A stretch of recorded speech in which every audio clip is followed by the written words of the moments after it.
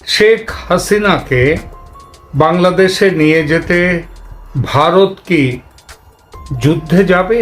স্বয়ং ইউনূস সাহেব গত আগস্টে ঢাকায় পা দিয়ে সাংবাদিকের প্রশ্নের উত্তরে ভারতের 7 সিস্টার্স নিয়ে হুমকি দিয়ে যে লড়াই শুরু করেছিলেন, সেটা তার এবং তার চেলা চামুন্ডাদের সৌজন্যে এমন পর্যায়ে পৌঁছেছে যে বাংলাদেশ সীমান্তে ভারত শুধু যে সৈন্য সমাবেশ করে থেমে গেছে তা নয়, ট্যাঙ্ক, মিসাইল, যুদ্ধ বিমান এবং অন্যান্য সমরাস্ত্র তারা তৈরি করে রেখেছে। ইতিমধ্যে দুবার যুদ্ধের মহড়া পর্যন্ত করে ফেলেছে ভারতের সেনাবাহিনী এই পূর্ব রণাঙ্গনে শিলিগুড়ির কাছাকাছি। এই প্রেক্ষিতে বাংলাদেশের ইউনূস সরকার বন্ধুত্বের হাত বাড়িয়েছে। নিশ্চিতভাবেই এটা নতুন পরিস্থিতি একটা তৈরি করেছে এই বন্ধুত্বের হাত বাড়ানোটা। এমনও হতে পারে এটা ইউনূসের নতুন স্ট্র্যাটেজি, মনের পরিবর্তন নয়, ছলনার আশ্রয় নিচ্ছেন তিনি। শুধু ছলনা বলে জানলেও কিন্তু তাকে গুরুত্ব না দিয়ে উপায় থাকে না।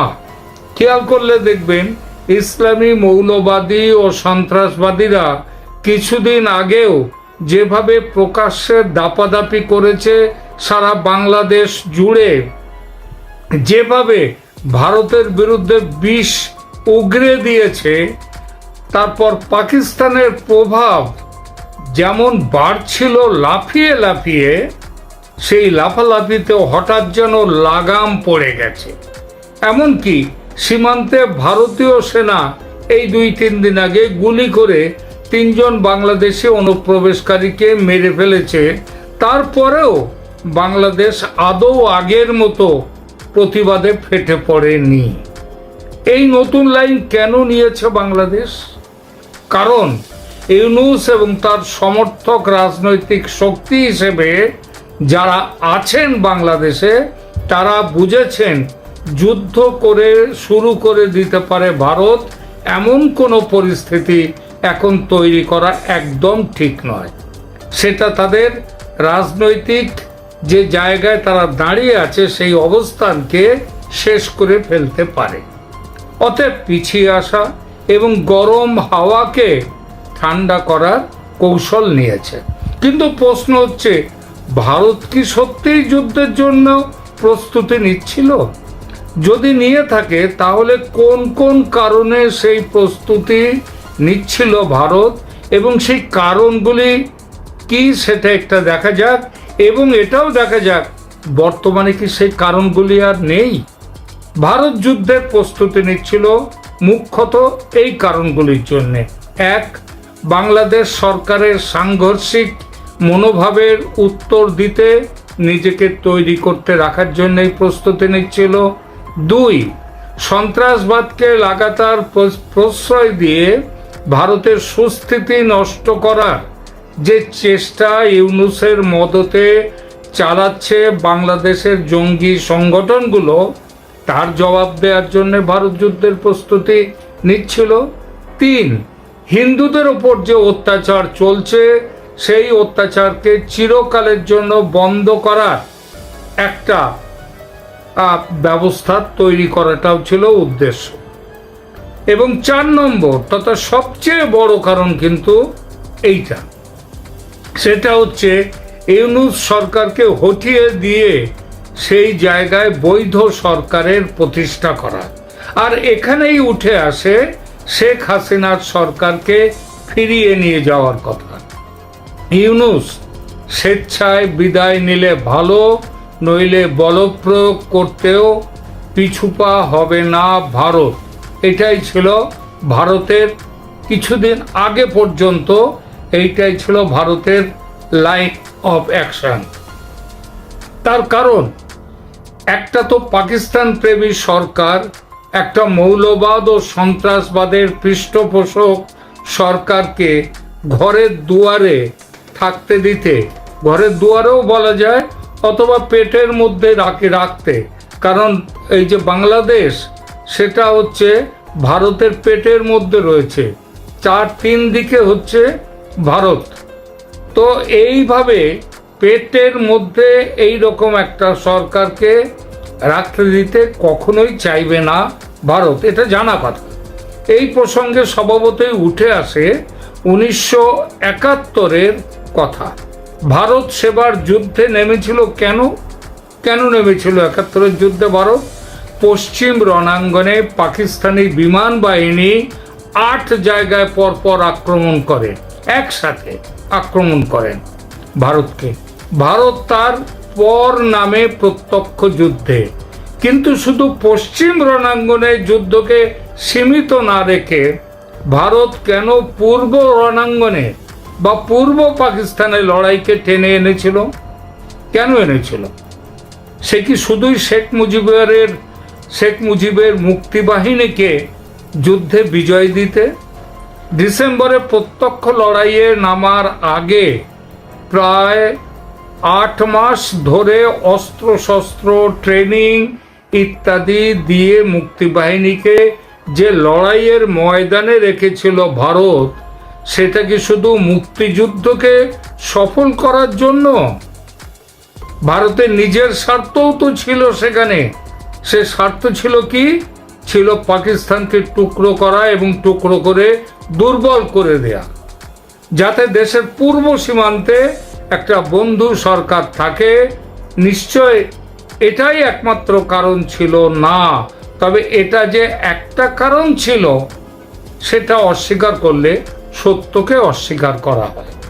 এই দৃষ্টিকোণ থেকে দেখলে পরিষ্কার বোঝা যায় এই 2025 সালেও ভারতের সামনে এই দুটো কারণই আছে: ইউনূসের পাকিস্তানি সরকারকে হটিয়ে দেয়া এবং পরীক্ষিত বন্ধু হিসেবে শেখ হাসিনার সরকারকে পুনরায় প্রতিষ্ঠিত করা।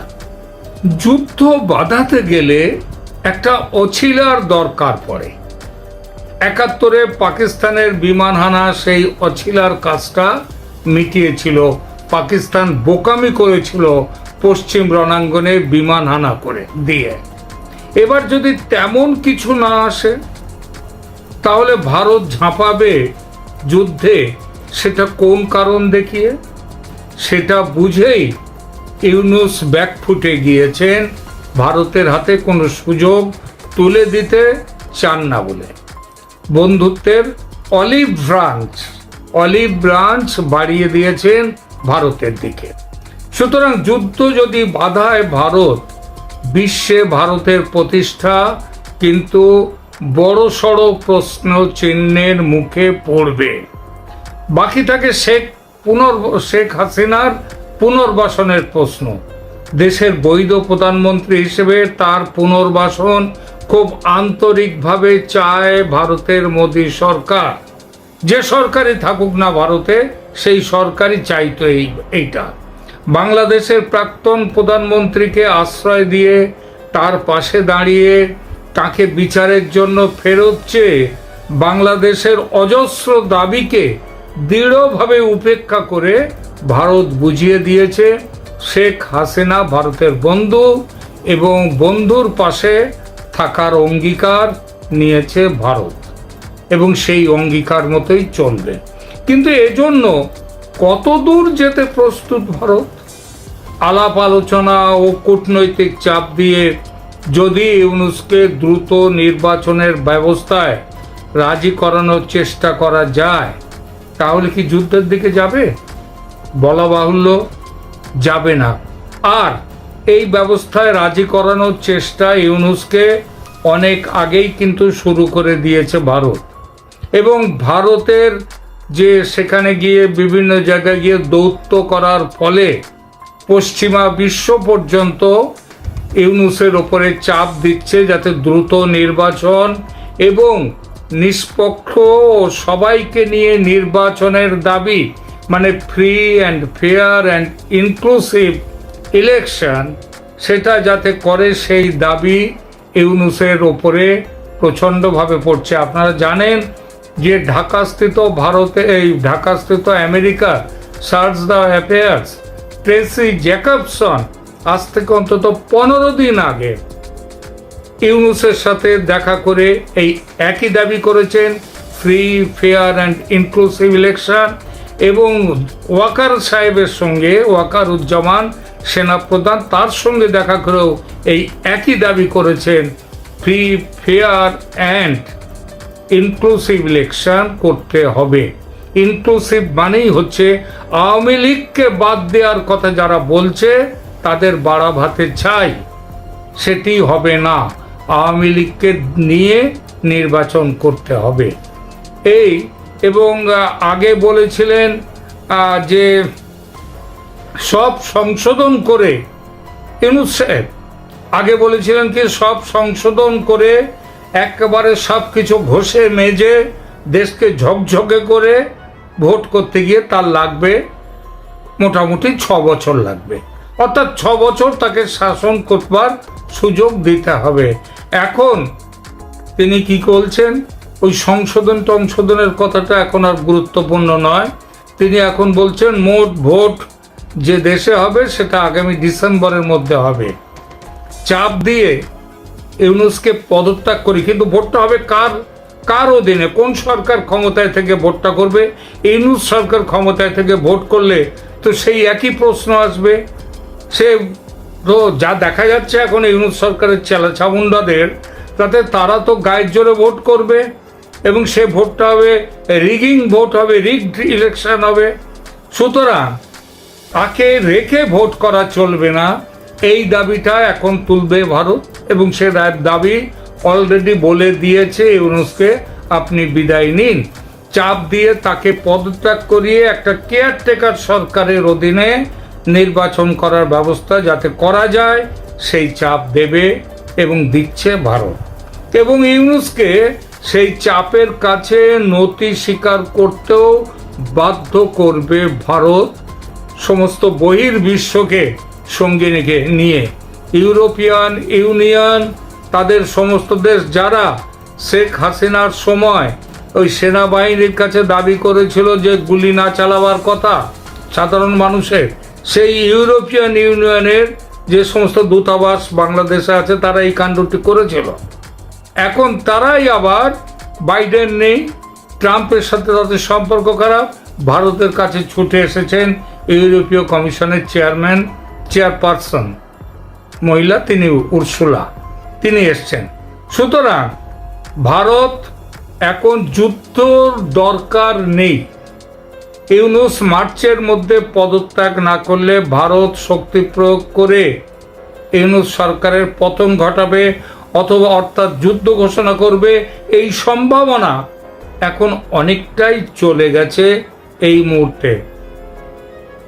বিশ্বের ভূ রাজনৈতিক পরিস্থিতির এত দ্রুত পরিবর্তন ঘটছে যে কোনো সিদ্ধান্তই আর অপরিবর্তিত থাকছে না, সিদ্ধান্ত পাল্টে যাচ্ছে। কাল বলেছিল যুদ্ধের দিকে ঝাঁপিয়ে পড়তে পারে ভারত, আজ নাও পড়তে পারে। আজকে সেটা পড়ার প্রয়োজন হচ্ছে না। সুতরাং যুদ্ধের প্রয়োজন না হলে কেন যুদ্ধে যাবে? সুতরাং ভারত, একটা কথাই বলা যায়, ভারতের মোদী সরকার এবং ভারত সরকার শেখ হাসিনার পাশে আছেন এবং পাশে থেকে শেখ হাসিনাকে ক্ষমতায় ফিরিয়ে নিয়ে আসতে আইনগতভাবে বৈধ পথে যত কিছু করা যায় সেই কাজটা ভারত সরকার করবে। তাহলে এই জায়গাতেই আসে শেষ পর্যন্ত প্রশ্নের উত্তর, ভারত শেখ হাসিনার পাশে থাকবে, কিন্তু যুদ্ধের পরিস্থিতি আপাতত দেখা যাচ্ছে না। এটা দু দেশের পক্ষেই, বাংলাদেশের পক্ষেও মঙ্গল এটা।